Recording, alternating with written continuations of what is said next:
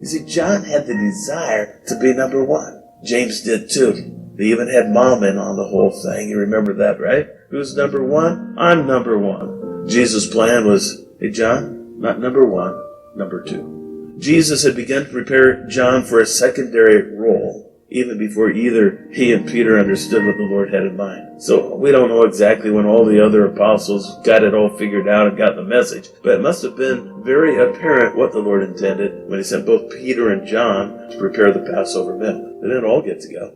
It was Peter, number one, and John.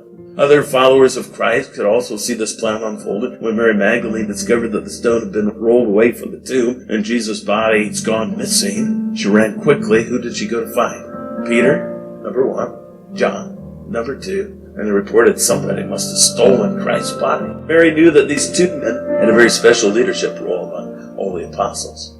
Peter was number one, and John wasn't. He was number two. And we can assume that if Mary knew this, then most of the other disciples who followed Jesus would have known that as well. So as the church in Jerusalem was expanding and it began to grow very rapidly, this dynamic duo continued to serve as a leadership team. And when Philip carried the gospel message to Samaria, the apostles sent, guess who it is?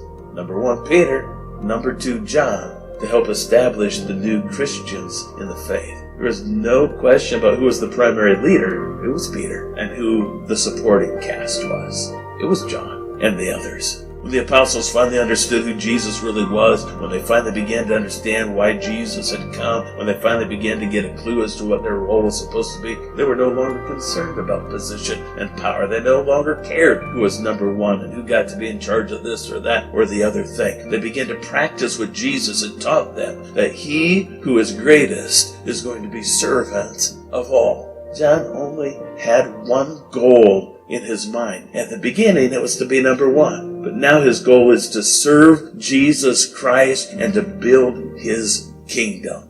That's his goal. He now understood that Jesus came to serve, not to be served. And he wanted to be more like Jesus. He wanted to be like his master.